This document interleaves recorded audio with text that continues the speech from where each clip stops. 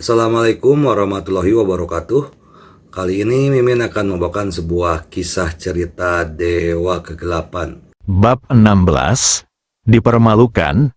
Memasuki ruangan, mata Ji Fei menjadi gelap. Itu adalah rumah bobrok seluas lebih dari 70 meter persegi, dengan 2 kamar tidur dan 1 ruang tamu. Selain TV dan kulkas, pada dasarnya tidak ada peralatan listrik lain di rumah itu. Dan semuanya telah digunakan selama bertahun-tahun. Satu-satunya hal yang nyaman tentang rumah ini adalah kebersihannya. Sekalipun tidak ada orang yang tinggal di dalamnya selama beberapa hari, rumah itu tetap bersih dan semuanya tertata rapi.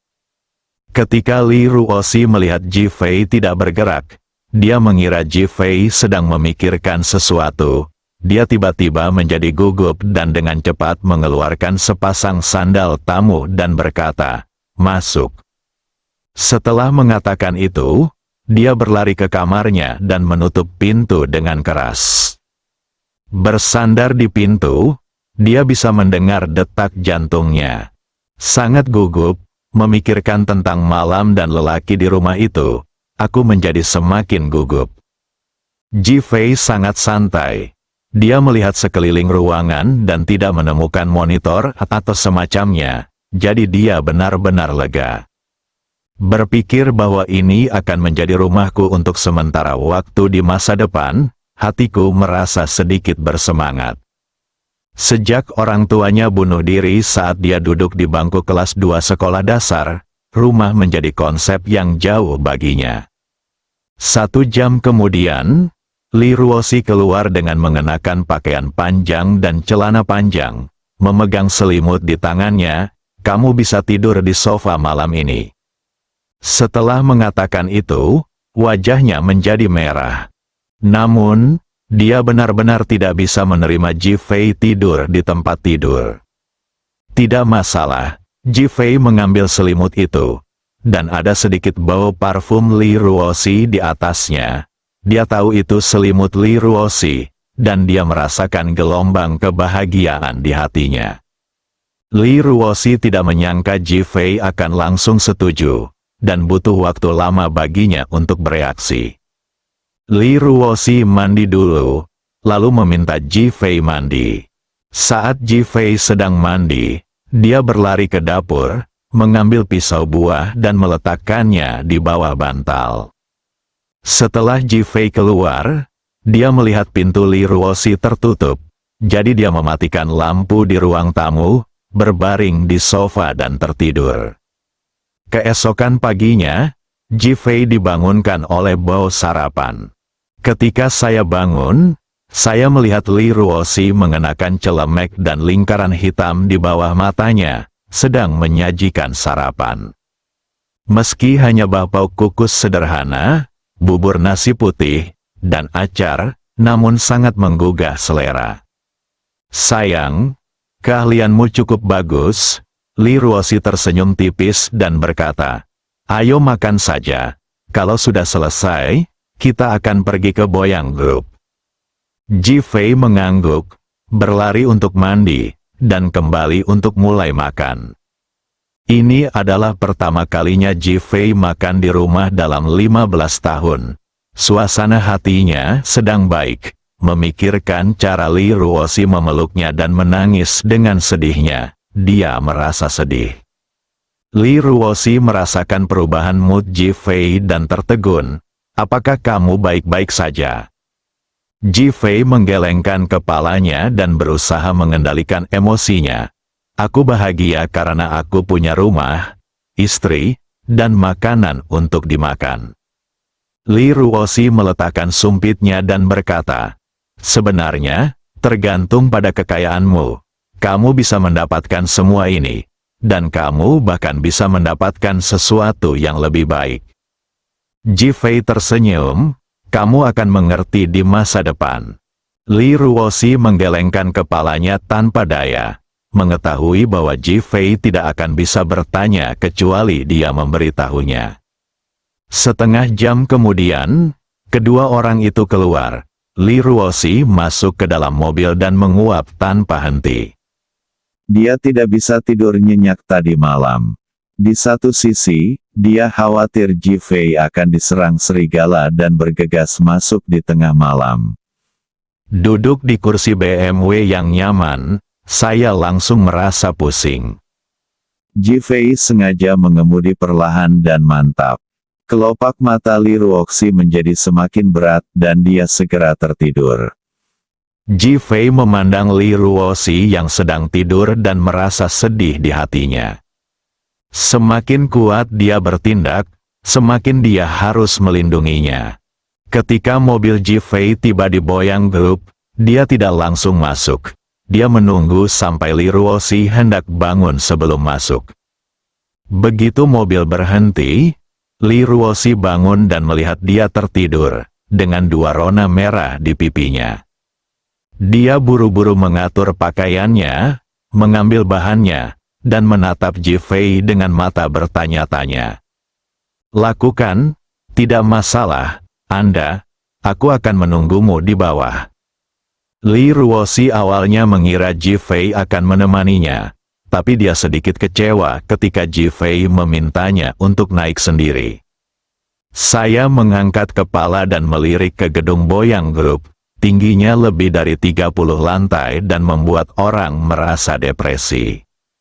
Ji Fei tertawa dan menggoda, "Kamu melompat dari lantai 49 Hotel Ninghai, apakah kamu masih takut dengan ketinggian ini?" Wajah Li Ruoxi memerah sampai ke pangkal lehernya, "Kamu pantas dipukul." Sambil menghela nafas sedikit, dia segera keluar dari mobil. "Namun, aku masih sangat gugup. Ada perbedaan besar antara perusahaan grup Li yang bernilai miliaran dolar dan perusahaan grup Boyang yang bernilai puluhan miliar. Saya merasa khawatir, tetapi masih mengumpulkan keberanian untuk masuk." Li Ruoxi langsung pergi ke ruang konferensi departemen bisnis seperti yang telah disepakati sebelumnya. Seseorang membuka pintu segera setelah mengetuk pintu, tetapi ketika mata mereka bertemu, Li Ruoxi dan pihak lainnya tercengang. Pria di dalamnya tak lain adalah Ziji, pria yang memotret wanita di tempat parkir rumah sakit kemarin. "Tolong, apakah Yao Ziji ada di sini?" Li Ruoxi menahan keterkejutannya dan bertanya sambil tersenyum. Yao Ziji menegakkan tubuhnya dan menatap Li Ruoxi, "Saya Yao Ziji." Ledakan, Li Ruoxi merasa seperti disambar petir, sungguh suatu kebetulan. Hatiku tenggelam, dan ada lebih banyak bahaya daripada kebaikan. "Halo, saya Li Ruoxi dari grup Li. Dan saya di sini untuk membahas kerjasama atas nama grup Li." Li Ruoxi memperkenalkan dirinya dengan senyuman yang dipaksakan. "Para penjual di grup Li Anda memiliki penghasilan yang sangat tinggi. Mereka sebenarnya dapat mengendarai BMW yang bernilai kurang dari 1 juta dolar. Mereka bahkan lebih berkuasa daripada saya, sang manajer bisnis." Setelah Yao Ziji selesai berbicara, dia tersenyum dan menunggu jawaban Li Ruoxi. Li Ruoxi berpikir bahwa tujuan Ji Fei membeli mobil itu hanya untuk dia negosiasikan hari ini, dan dia sangat tertekan hingga dia hampir muntah darah. "Nah, ada orang lain yang membeli mobil itu, saya tidak mampu membelinya." Saat Yao Ziji mendengar ini, matanya tiba-tiba berbinar. Seorang wanita yang dipelihara, matanya tertuju pada wajah Li Ruoxi. Dia memiliki wajah oval, mata lebar berbentuk almond, bulu mata panjang, dan hidung serta mulut yang cantik. Dia berkali-kali lebih cantik dari Suya, dan tidak hanya jantungnya mulai berdetak kencang. "Anda benar-benar ingin sukses dalam negosiasi ini, bukan?" Li Ruoxi mengangguk, mata Yao Ziji langsung menjadi penuh nafsu. Menatap sosok anggun Li Ruoxi, dia berkata, "Kita bisa bekerja sama, tinggallah bersamaku semalam dan berikan aku mobil BMW." Wajah Li Ruoxi segera berubah, memikirkan pikiran yang dia miliki sebelumnya karena rasa terima kasihnya kepada Jin Lingbin. Wajahnya yang cantik memerah karena malu dan marah. Manajer Yao, saya di sini untuk bernegosiasi, dan saya tulus. Mohon perhatikan kata-kata dan perbuatan Anda. Yao Ziji berdiri sambil tertawa cabul dan berjalan menuju Li Ruoxi. Negosiasi? Menurutmu kamu ini siapa sebagai penjual? Bahkan jika ketua grup Li datang, aku tetap mengabaikannya. Jika kamu ingin berbicara, kamu bisa ngobrol denganku di tempat tidur. Setelah menyelesaikan kata-katanya, dia meraih Li Ruoxi dengan tangannya. Li Ruoxi sangat ketakutan sehingga dia segera berbalik dan menjatuhkannya. Yao Ziji benar-benar marah. Kamu sangat tidak tahu malu. Bukankah kamu masuk ke BMW hanya dengan tidur dengan orang lain? Sekarang buka bajumu untukku dan aku akan segera menandatangani perjanjian kerjasama untukmu. Kamu bajingan. Li Ruoxi dipenuhi rasa malu dan marah, berbalik dan berlari sambil menangis. Bab 17. Apakah Yao Guangbiao hebat? Li Ruoxi terhuyung ke mobil, membuka pintu, masuk, menutupi wajahnya dan menangis sejadi-jadinya. Ji Fei menutup matanya, kemarahan terlihat di matanya. Sayang, apa yang terjadi, Bang? Li Ruoxi memberikan informasi di tangannya kepada Ji Fei. Bagaimana ini bisa terjadi jika kamu tidak membeli mobil sebagus itu? Ji Fei tercengang.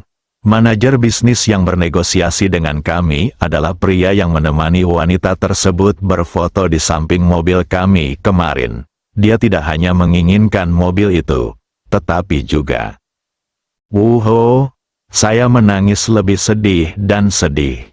Apalagi, suara Ji Fei langsung dingin.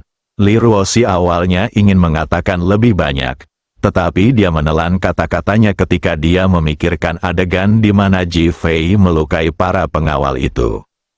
Ini semua salahmu. Jika kamu tidak memintaku mengambil pekerjaan ini tidak akan terjadi. Kamu telah merugikanku, dan kamu telah merugikan keluarga kita. Ayo pergi, cepat bawa aku ke rumah sakit. Menjijikkan. Kalian membuatku mual. Setelah mengatakan itu, dia berbaring di kursinya dan mulai menangis. Ji Fei melihat ekspresi bersemangat Li Ruoxi, menahan amarahnya, menyalakan mobil dan pergi. Namun, perusahaan Boyang Group telah membuatnya marah. Di kantor pimpinan Boyang Group, Yao Guangbiao baru saja meletakkan teleponnya. Dia menerima pesan teks kemarin dan mengetahui bahwa kakak tertuanya telah kembali. Jadi dia bertanya kepada beberapa orang, tetapi tidak ada yang tahu siapa kakak tertuanya. Baru saja, dia bertanya kepada Zhang Bo yang terakhir dan mengetahui bahwa kakak laki-laki tertuanya adalah menantu dari keluarga Li Baiyang dan suami Li Ruoxi. Dia sedang memikirkan cara mengunjungi rumah sakit secara terbuka dan tanpa menarik perhatian. Dang dang dang, ada ketukan di pintu. Lalu pintu kantor terbuka dan Yao Ziji masuk. Paman, Ziji, kamu datang tepat pada waktunya. Kamu bilang jika kamu ingin mengunjungi seseorang tanpa menarik perhatian orang lain dan membiarkan alam mengambil jalannya. Apa cara terbaiknya? Yang terbaik adalah bertemu secara kebetulan. Pertemuan kebetulan? Hebat, ide yang sangat bagus. Ayo pergi, paman akan membawamu menemui kesempatan besar.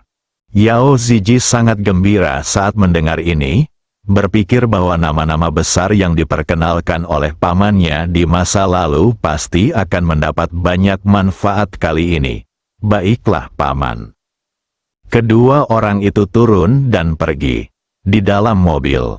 Paman, semakin banyak orang yang ingin bekerja sama dengan Boyang Group kita. Untung, memikirkan kakak tertuanya kembali dan menjalankan perusahaan dengan sukses. Bukankah ini hanya menunggu pujiannya? Mulut Yao Ziji menunjukkan kegembiraan. Tapi hari ini Li Group mengirim seorang salesman untuk bernegosiasi. Ini sangat tidak menghormati kami. Grup Li yang mana? Itu adalah grup Li dari keluarga Li Guoqiang.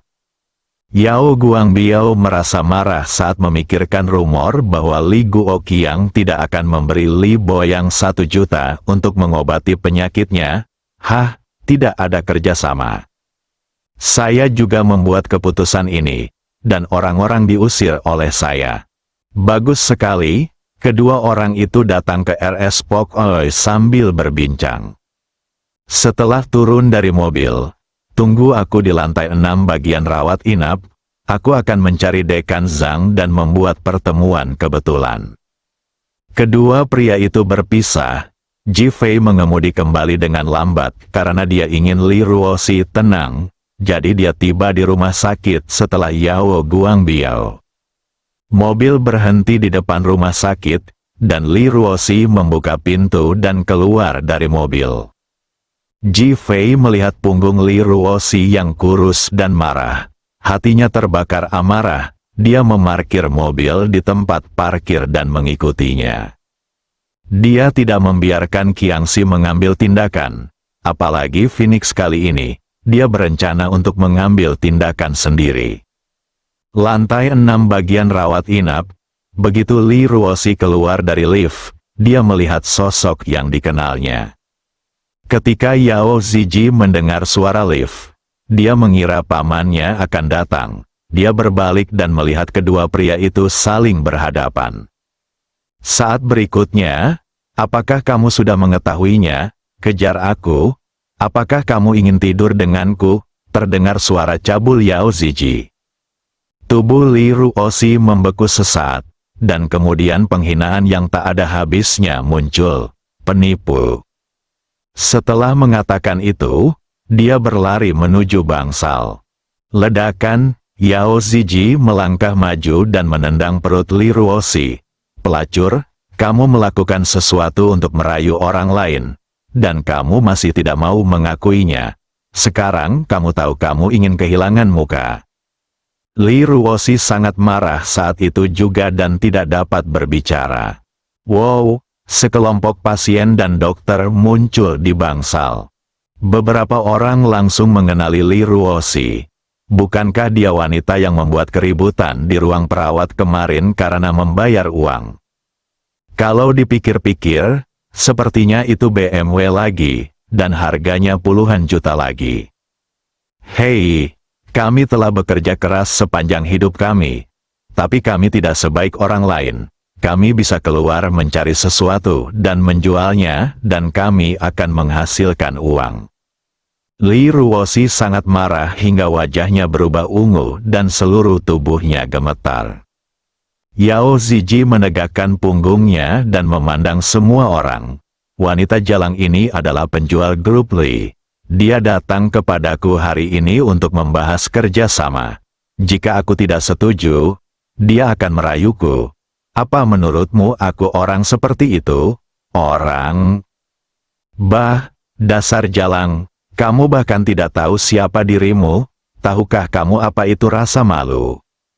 Sudah kubilang, aku bahkan tidak ingin wanita sepertimu melepas pakaiannya.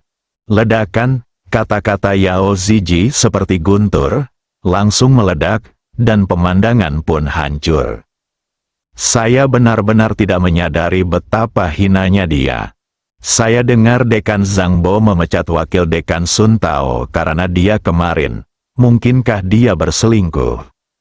Wanita ini benar-benar rubah betina. Jalang, ah. Li Ruoxi akhirnya berhasil mengatur napas dan menangis keras.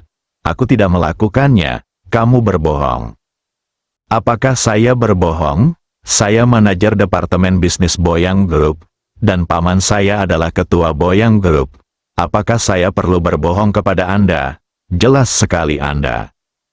Patah, sebelum Yao Ziji dapat mengucapkan kata-kata selanjutnya, dia menerima tamparan di belakang kepalanya. Apa itu? Suara dingin Ji Fei terdengar. Kepala Yao Ziji berdengung, lalu dia menjadi pusing. Ketika penonton melihat Ji Fei, mereka merasa takut dan mundur satu demi satu. Ji Fei seperti dewa pembunuhan saat ini, seluruh tubuhnya dipenuhi aura pembunuh yang dingin dan meresap ke dalam tulangnya. Dia mengangkat Li Ruoxi dari tanah dan melihat jejak kaki di perut bagian bawah Li Ruoxi. Kaki mana yang kamu tendang? Kamu bisa menghancurkannya sendiri. Mendesis, ada suara terhirup di tempat itu. Sangat mendominasi, Yao Ziji sekarang bangun dan menatap Ji Fei. Wah, jika kamu berani memukulku, kamu tidak berguna. Kedua kakinya hilang, aku akan membunuhmu sebentar lagi. Bang-bang, suara Yao Ziji turun, dan telapak tangan Ji Fei jatuh. Ayo, ambil nyawaku. Ah, Yao Ziji berteriak, pamanku adalah Yao Guangbiao, jika kamu menyentuhku, pamanku akan membuat seluruh keluargamu membayar dengan nyawa mereka. Para penonton baru saja mendengar bahwa Boyang Group tidak bereaksi. Ketika mereka mendengar kata-kata Yao Guangbiao, rasa merinding mulai muncul di punggung mereka. Itu adalah mantan Raja Bawah Tanah, karakter kejam yang pernah menghancurkan Raja Bawah Tanah di 4 kota dan menjadi raja. Meskipun dia telah dibersihkan sekarang, tidak ada yang tidak takut dengan kekejamannya. Anak muda, cepatlah berhenti berkelahi. Jika tidak, kamu pasti tidak akan selamat hari ini. Ya, keponakan Yao Guangbiao tidak bisa bergerak, hati-hati dan seluruh keluarga tidak akan mati. Berhentilah memukul batu dengan telur, hentikan sekarang. Suara nasihat datang dan pergi. Apakah Yao Guangbiao hebat? Bab 18 batas waktu lift baru saja terbuka. Dan Yao Guangbiao kebetulan mendengar kata-kata ini. Saat dia hendak berbicara dengan marah, Zhang Bo buru-buru menutup mulutnya. Itu suara kakak, ledakan. Seluruh tubuh Yao Guangbiao gemetar dan dia hampir terduduk di tanah. Siapa yang mencoba menipu dirinya sendiri sampai mati? Nak, kamu tidak berguna. Pamanku akan segera datang. Aku harus membiarkan pamanku tidak hanya menghancurkanmu, tetapi juga seluruh keluargamu. Kutukan marah Yao Ziji terdengar lagi, berdengung. Yao Guangbiao mengenali suara Yao Ziji dan hampir terbakar, dan bahkan lebih ketakutan lagi. Minggir, minggir, dengan suara gemuruh, kerumunan penonton bubar. Nak, pamanku ada di sini dan kamu sudah selesai. Ketika Yao Ziji mendengar suara Yao Guangbiao, dia menyeka darah dari mulutnya dan berteriak dengan semangat. Hei! Ini benar-benar berakhir. Yao Guangbiao ada di sini dan dia marah. Ada banyak simpati dari orang banyak. Tubuh Li Ruoxi gemetar saat dia bersandar di lengan Ji Fei, dan tanpa sadar dia berdiri tegak, mencoba menghalangi Ji Fei di belakangnya. Ji Fei tersenyum dan melihat Yao Guangbiao berlari dari kejauhan. Yao Guangbiao hampir berusia 50 tahun. Dan tubuhnya bahkan lebih berat, tetapi dia berlari secepat seorang pemuda yang berlari 100 meter. Yao Ziji sangat gembira, tapi pamannya marah.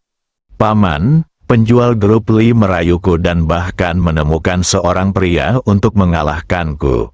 Dia masih tidak menganggapmu serius. Kamu harus menghadapinya dengan baik dan melakukannya untukku.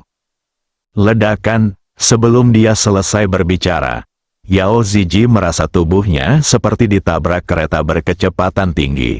Dia ditabrak tepat di belakangnya, dan kemudian terbentur tembok dengan keras. Kemudian, dia jatuh ke tanah dengan bunyi gedebuk, mengeluarkan darah dari mulut dan hidungnya. Ah, ada seruan di tempat kejadian ini. Tidak hanya Yao Ziji yang bingung. Tetapi para penonton di tempat kejadian juga bingung. Yao Guangbiao sebenarnya memukuli keponakannya. Bukankah musuhnya yang memukul keponakannya? Jantung Yao Guangbiao hampir meledak. Tanpa henti, dia menendang Yao Ziji beberapa kali lagi saat dia terbaring di tanah. "Kamu bajingan, kamu mondar-mandir. Lihat apakah aku tidak memukulmu sampai mati." Tendangan demi tendangan, pukulan demi pukulan. Tampaknya Yao Ziji yang tergeletak di tanah bukanlah keponakannya, melainkan musuh seumur hidupnya. Yao Ziji mengira Yao Guangbiao bingung pada awalnya. Tapi saat dia merasakan tatapan tajam Yao Guangbiao, dia tahu bahwa dia sepenuhnya salah. Paman sangat marah. Dia agak idiot. "Paman, kamu salah ketik, aku. Aku bangun, aku tidak melakukan kesalahan." Bum, bum, bum. Saya tidak tahu berapa kali dia menendang. Sebelum Yao Guangbiao berhenti dan menoleh ke arah penonton, "Jangan dengarkan omong kosong bajingan ini. Saya, Yao Guangbiao, adalah seorang pengusaha dan saya tidak pernah melakukan apapun untuk menindas orang lain. Saya akan berada di sini hari ini. Hukum kejahatan dan promosikan kebaikan." Setelah mengatakan itu, dia melihat ke arah Ji Fei dan Li Ruoxi. Ketika dia melihat Li Ruoxi bersandar di pelukan Ji Fei, segala macam informasi muncul, dan dia langsung mengerti bahwa dia adalah istri Ji Fei, dan dia adalah penjual cilik Yao Ziji. Berkata, "Lalu kenapa? Di mana penjual kecil itu?" "Hatiku penuh dengan rumput dan lumpur, inilah ritme yang akan membunuhmu. Apakah Anda ingin membiarkan diri Anda hidup ketika wanita kakak laki-laki tertua Anda sedang dipermalukan?" Semakin dia memikirkannya, dia menjadi semakin marah, dan dia menendang Yao Ziji lagi. "Saya minta maaf. Apa yang terjadi hari ini adalah karena salah urus saya. Saya secara resmi meminta maaf dan membayar Anda 100 juta yuan sebagai kompensasi." Setelah mengatakan itu, dia membungkuk dalam-dalam. Kehilangan 100 juta, sujud dan minta maaf, ada keheranan dan ketidakpercayaan. Li Ruoxi juga terkejut saat itu juga, 100 juta. Patah, Ji Fei naik dan tidak menatap Yao Guangbiao sama sekali. Yao Guangbiao langsung tercengang. Semua orang yang hadir tercengang. Yao Guangbiao dipukuli. Sosok seperti dewa di mata mereka sebenarnya dipukuli. "Ini gila, saya ingin melihat hasil yang saya inginkan besok, jika tidak, saya akan menanggung konsekuensinya." Setelah Ji Fei selesai berbicara, dia memeluk tubuh kurus Li Ruoxi, turun dan pergi tanpa pergi ke bangsal. Yao Guangbiao ditinggalkan dengan hati yang gemetar. Detik berikutnya, dia meraih Zhang Bo dan berkata, "Cepat selamatkan aku, ambilkan aku videonya." Beralih untuk melihat pengawal itu, bawa Yao Ziji kembali ke perusahaan. Dia menjadi gila, dia akan pingsan. Jika dia menyinggung kakak laki-lakinya dan tidak menanganinya dengan baik, saudara Qiang mungkin akan membuatnya melompat dari gedung. Lalu akan ada berita tentang seorang pengusaha yang melakukan kesalahan saat mabuk. Ji Fei dan Li Ruoxi langsung pergi dan kembali ke rumah. Li Ruoxi tidak pernah rileks karena rangsangan yang berlebihan. Ji Fei memberinya segelas susu hangat, lalu membaringkannya di tempat tidur dan memijatnya dengan lembut, dan Li Ruoxi tertidur perlahan. Segera setelah saya meninggalkan rumah, telepon saya berdering dan saya menekan untuk menjawab, "Tuan Ji, saya minta maaf atas apa yang terjadi hari ini." Suara gemetar Zhang Bo terdengar. "Itu tidak ada hubungannya denganmu, katakan pada Yao Guangbiao untuk melakukan apa yang aku inginkan. Jika tidak, kamu akan bertanggung jawab atas konsekuensinya." Patah, tutup saja teleponnya. Ketika dia melihat Yao Guangbiao datang bersama Zhang Bo, dia bereaksi dan tahu bahwa Yao Guangbiao mengetahui identitasnya. Jika tidak, bagaimana dia bisa mengalahkan Yao Ziji begitu keras? Namun, Li Ruoxi dipukuli, yang melanggar skala kebalikannya. Di sisi lain, Yao Guangbiao mendengar dengan jelas, wajahnya pucat. Saudara Zhang, apa yang harus kita lakukan? Dia awalnya ingin Zhang Bo menjadi perantara, tetapi pada akhirnya dia tidak memberinya kesempatan sama sekali. Tuan Ji sudah berkata, selesaikan saja apa yang dia inginkan. Jika dia ingin melakukan sesuatu, pergi saja dan selesaikan. Yao Guangbiao tiba-tiba terbangun setelah mendengar ini. Oke, aku akan kembali dan menanganinya sekarang.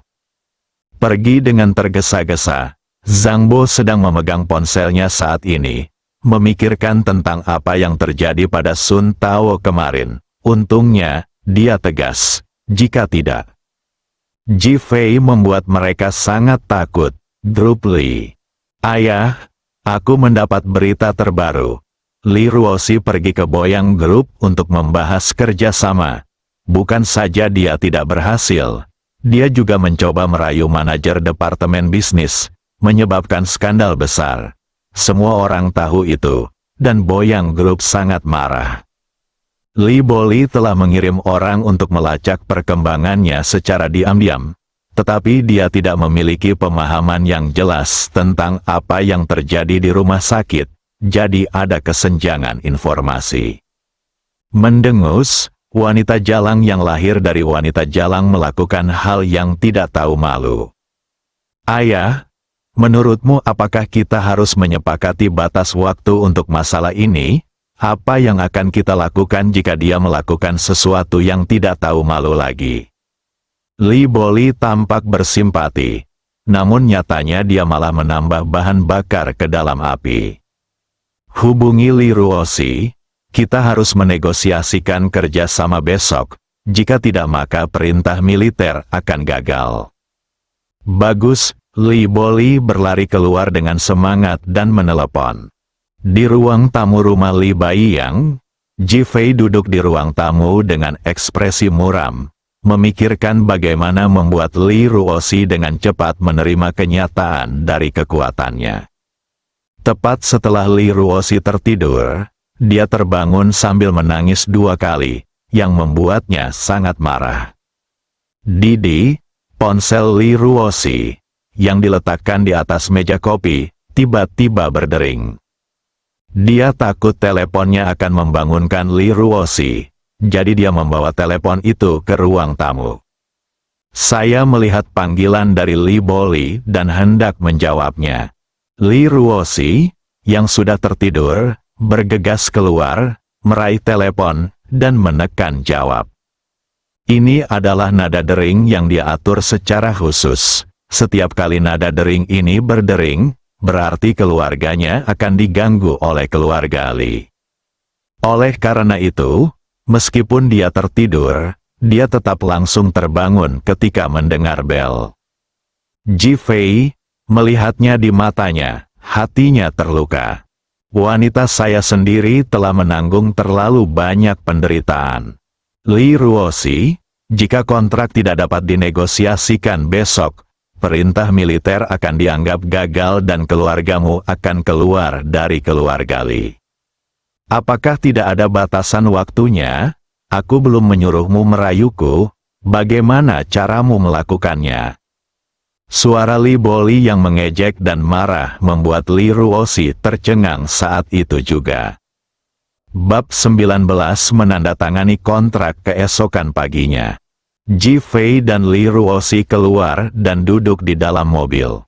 Hari ini kita akan pergi ke Boyang Group. Yang tidak disangka Ji Fei adalah Li Ruoxi yang mengambil inisiatif. Ji Fei memandang Li Ruoxi. Ekspresi Li Ruoxi sangat tegas. Bahkan jika masih gagal, saya akan mencoba lagi, sehingga saya memiliki hati nurani yang bersih. Ji Fei tersenyum. Jangan khawatir, kamu pasti akan berhasil hari ini. Li Ruoxi tercengang, kamu harus lebih meningkatkan kepercayaan dirimu, Ji Fei melanjutkan. Mengapa, jika kamu cukup percaya diri, kamu tidak perlu meletakkan pisau buah di bawah bantalmu. Anda memikirkan kenyamanan Ji Fei kemarin. Dia memasuki ruangan beberapa kali, tetapi pada akhirnya dia tidak melakukan apapun padanya. Wajahnya penuh rasa malu. Apakah orang ini menganggap dia tidak tampan? Dia sangat percaya diri dengan penampilannya, jadi apa maksudnya? Saat kamu sudah yakin bahwa suami yang kamu cari adalah orang yang tepat, dia pasti akan memberimu kejutan yang lebih besar. Ji Fei ingin melepaskan kewaspadaan Li Ruoxi sedikit demi sedikit agar dia bisa menerima dirinya sendiri, sehingga kesulitan yang dia alami akan berkurang. Jika kamu tidak memintaku untuk mengambil tugas ini, bagaimana aku bisa begitu malu? Li Ruoxi melihat keluar jendela dengan marah. Ji Fei mengangkat sudut mulutnya dan tidak berkata apa-apa lagi. Setengah jam kemudian, kedua orang itu berkendara menuju Boyang Group. Begitu mobil berhenti, Yao Guangbiao berlari keluar aula dan menyapanya secara pribadi. Dia sudah menunggu lama. Melihat Ji Fei menoleh ke samping. Yao Guangbiao buru-buru membungkuk dan mengulurkan tangannya, tersenyum dan berkata kepada Li Ruoxi, "Nona Li dipersilakan untuk mendiskusikan bisnis." Li Ruoxi tercengang saat itu juga. Awalnya, Yao Guangbiao memukuli Yao Ziji di depan umum kemarin. Menurutnya, dia hanya berpura-pura menunjukkannya kepada penonton, membuktikan bahwa dia telah dibersihkan sepenuhnya.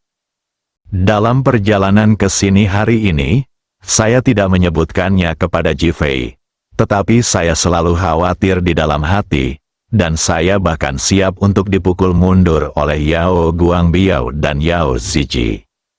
Hasil sangat sopan, Li Ruoxi butuh waktu lama untuk bereaksi dan berkata, "Dr. Yao, terima kasih atas kerja keras Anda." Tidak sulit, inilah yang harus aku lakukan, panggil saja aku Xiao Yao." Saat Yao Guangbiao berbicara, dia menyeka keringat dingin di dahinya dan mengintip Ji Fei dari sudut matanya. Li Ruoxi sangat terkejut hingga dia tidak tahu harus berkata apa. Jika Anda memberitahu siapapun tentang hal ini, orang lain akan mengira Anda sedang membual. Ini adalah mantan raja bawah tanah, masuk dan bicara, ini bukan tempatnya untuk bicara. Ji Fei mengingatkan dengan tidak sabar. Ya, iya. Yao Guangbiao mengangguk setuju dan memimpin jalan, memimpin Li Ruoxi dan Ji Fei masuk. Untuk resepsi di lobi, berdirilah dalam dua baris dan bersikaplah ramah. Li Ruoxi merasa sangat tidak nyaman ketika dia memikirkan tidak ada yang peduli padanya ketika dia datang kemarin. Untungnya, Ji Fei ada di sisinya. Kalau tidak, dia akan mengira itu adalah perjamuan Hongmen. Kelompok itu memasuki ruang konferensi.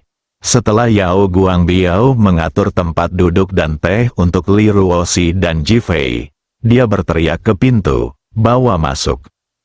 Suara itu langsung berubah dingin. Li Ruoxi gemetar ketakutan. Ji Fei meletakkan tangannya di pinggangnya, dan gelombang panas melanda dirinya.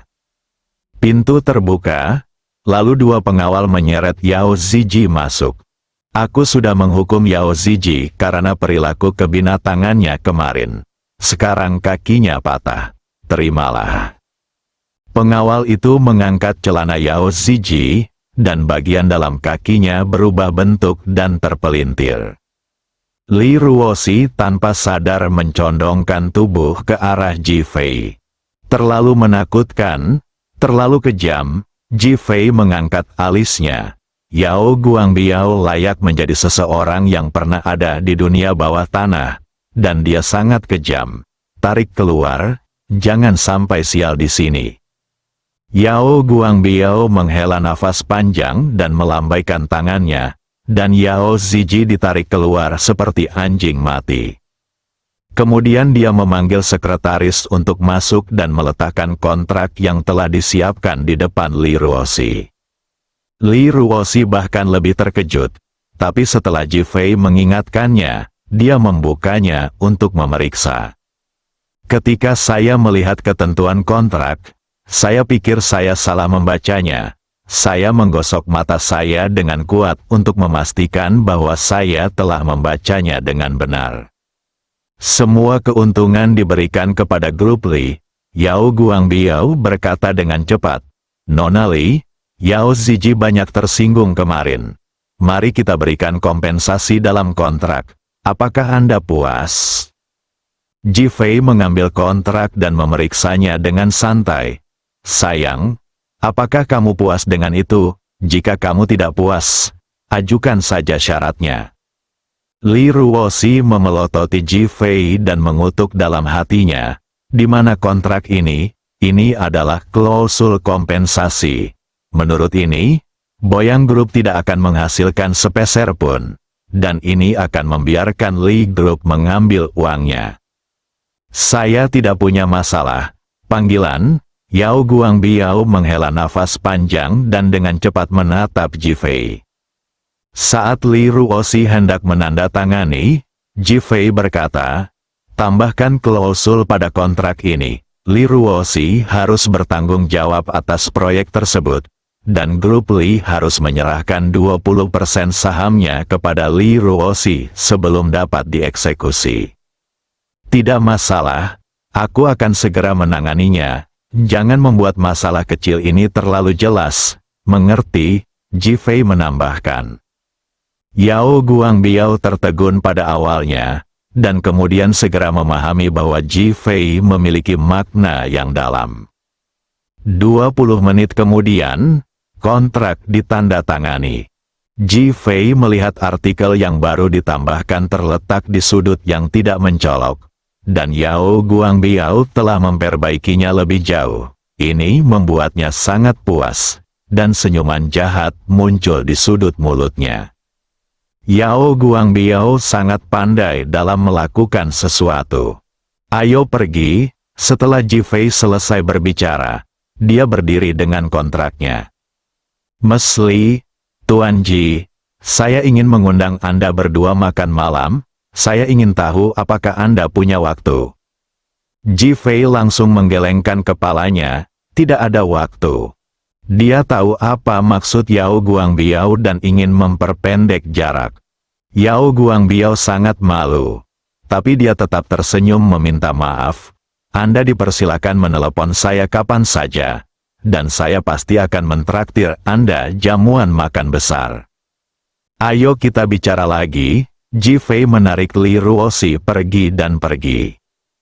Yao Guangbiao duduk di kursi, seluruh tubuhnya basah kuyup. Ji Fei memberikan terlalu banyak tekanan padanya. Baru setelah Li Ruoxi masuk ke dalam mobil dan pergi untuk waktu yang lama, dia berkata kepada Ji Fei dengan heran, "Jepit aku." Ji Fei tercengang, "Jepit aku?" Dia merasa seperti berada dalam mimpi. Bagaimana mungkin menandatangani kontrak begitu saja? Kemarin, saya memohon kepada seseorang, tetapi saya merasa terhina. Hari ini, saya berinisiatif mengirimi Anda kontrak yang jelas-jelas tidak masuk akal. Menakjubkan, jepit aku dengan cepat. Li Ruoxi merasa cemas. Ji Fei mengangkat tangannya dan lama tidak tahu harus mencubitnya di mana. Akhirnya, dia teringat ketika dia masih kecil. Dia suka mencubit wajah Li Ruoxi saat bermain rumah, jadi dia meletakkan tangannya di wajahnya. Saya ingin menggunakan kekerasan, tetapi saya tidak tahan, dan akhirnya menjadi belayan. Patah, abnormal, Li Ruoxi tersipu dan berteriak dengan dingin. Ji Fei menggelengkan kepalanya dan tersenyum pahit. Apakah kamu ingin aku mencubitmu agar merasa lebih baik? Li Ruoxi memandang keluar jendela dengan wajah cantik, sedikit kerumitan di matanya. Meskipun dia tidak tahu apa alasan kerjasama itu selesai, tapi memikirkan cara Yao Guangbiao memandang Ji Fei dan permintaannya untuk mengubah kontrak, Yao Guangbiao segera mengubah kontrak alasan Fei. Jangan bilang padaku bahwa kamu tidak ada hubungannya dengan Yao Guangbiao. Oh, Ji Fei terkekeh. Kupikir kamu akan menahan diri dan tidak bertanya. Apa hubunganmu? Mata Li Ruoxi menunjukkan sedikit gosip. Ji Fei melihat ke depan dengan ekspresi yang dalam. Ceritanya sangat panjang, ini. Katakan secara singkat, Li Ruoxi memutar matanya. Dia dikejar sekali. Dan kebetulan saya adalah penjaga keamanan dan menyelamatkan nyawanya. Kami tidak bertemu satu sama lain selama bertahun-tahun sejak itu. Ketika mereka melihat saya kemarin, mereka ingin membalas budi saya. Li Ruoxi, apakah ini dapat dipercaya? Bisakah kamu mempercayainya? Didi, telepon berdering, dan dia menekan tombol untuk menyambung. Li Ruoxi, kami sedang mengadakan rapat dewan perusahaan. Apakah Anda sudah menandatangani kontraknya? Bab 20 diusir dari rumah di ruang konferensi Li Group. Semua pemimpin tingkat menengah hadir. Awalnya mereka mengira negosiasi Li Ruoxi akan berlangsung lama. Tetapi pada hari ketiga mereka mengadakan pertemuan. Dan mereka semua mengerti apa yang sedang terjadi. Seseorang dengan ragu-ragu berkata, Direktur Li, selamat. Karena memiliki cucu yang cakap, dia berhasil bernegosiasi dengan Boyang Group dalam 3 hari. Wajah Li Guoqiang sangat gelap, hingga dia hampir meneteskan air. Li Boli mendengus dingin. Jika dia memiliki kemampuan itu, kami akan memberinya manajemen grup Li. Semua orang langsung mengerti. Li Boyang bisa terkena uremia meskipun dia melakukan beberapa pekerjaan. Jadi apa yang bisa dilakukan Li Ruoxi? Apa yang tidak bisa kita lakukan? Dia tidak bisa melakukannya lebih sedikit lagi. Dia sangat mengecewakan kita kali ini. Direktur Li, Anda harus memberitahu Li Ruoxi dan keluarganya untuk keluar dari grup Li. Mereka tidak bisa lagi menjadi cacing. Untungnya perintah militer dikeluarkan terakhir kali dan ada kontrak yang ditulis hitam putih. Kalau tidak mereka akan curang. Semua orang di tempat kejadian membicarakannya, dan mereka sudah mulai membangun momentum untuk mengecamnya. Mencicit, pintu ruang konferensi terbuka, dan Li Ruoxi serta Ji Fei masuk.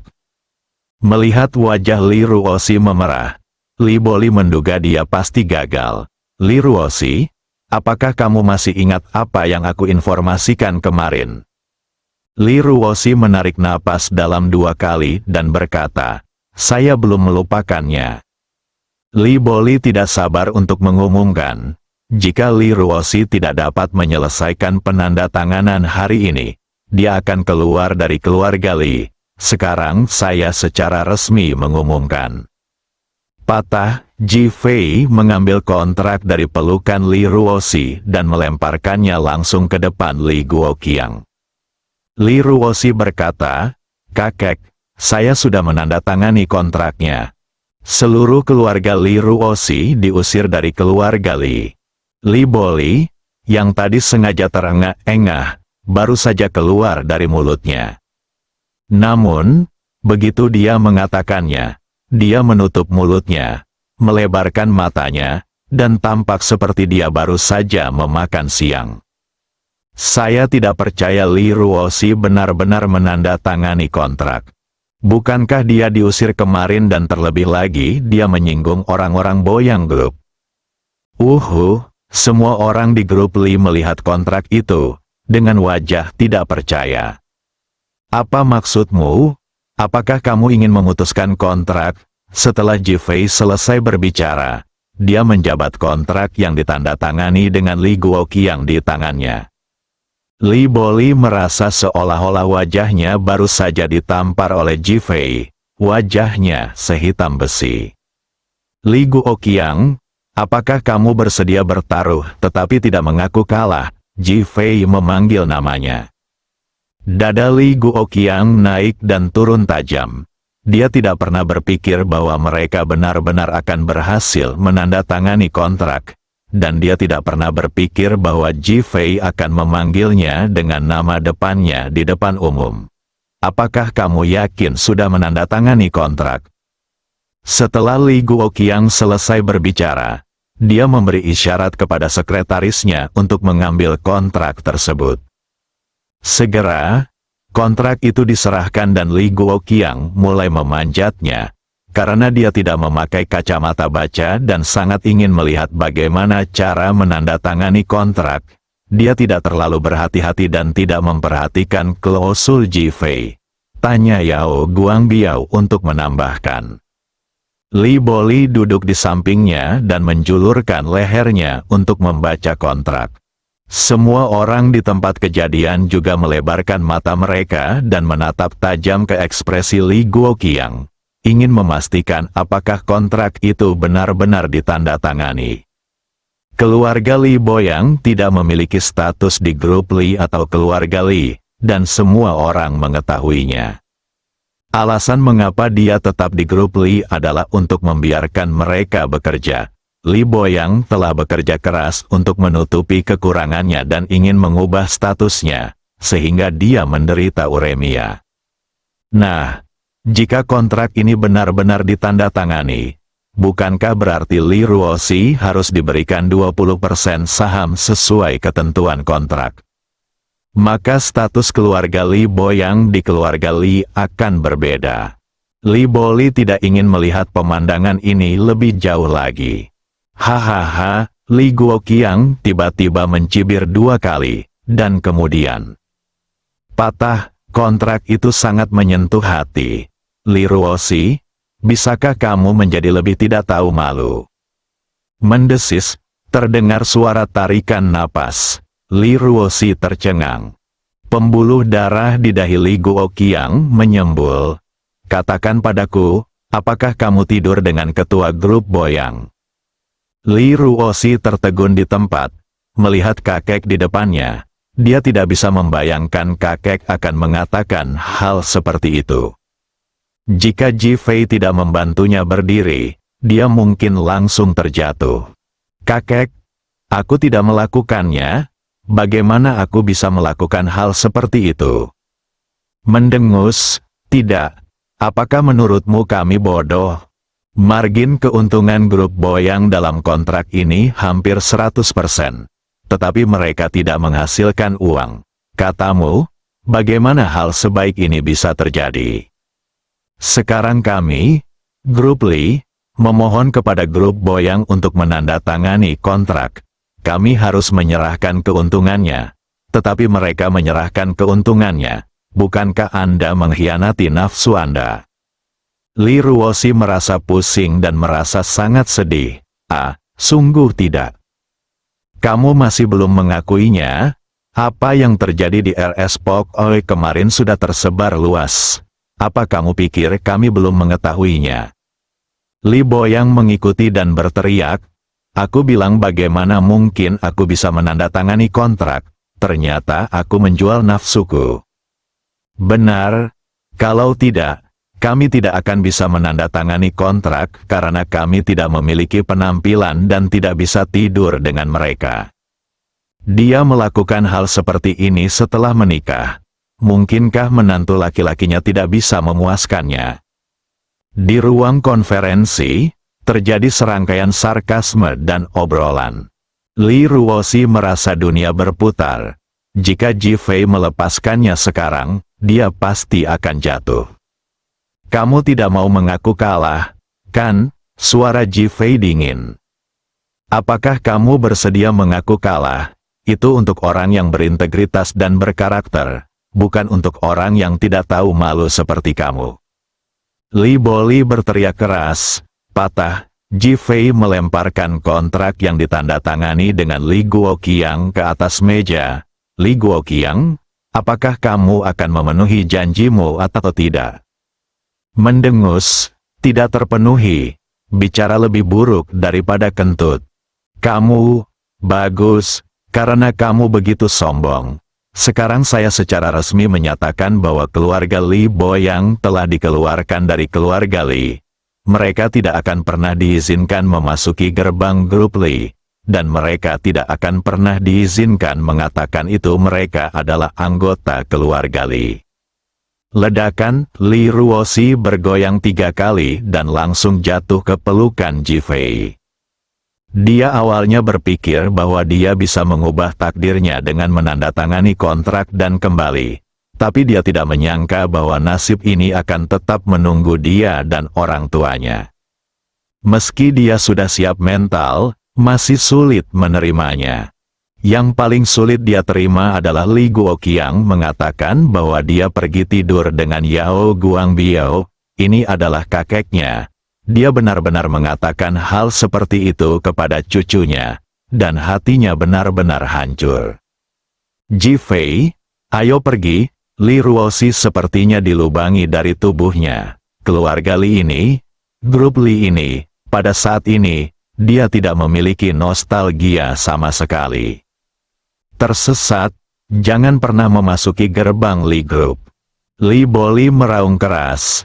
Li Ruoxi dan Ji Fei pergi di tengah cemoohan semua orang. Pintu ruang konferensi ditutup. Hahaha, Li Guoqiang tertawa gembira. Grup Li telah lepas landas. Grup Li telah lepas landas. Memikirkan ketentuan dalam kontrak, saya sangat gembira. Bang, ada tepuk tangan meriah. Semua orang mengerti bahwa Li Guoqiang sengaja ingin mengusir keluarga Li tanpa memberinya bagian. Tawa perayaan datang satu demi satu. Di dalam mobil, Li Ruoxi menangis, bersambung.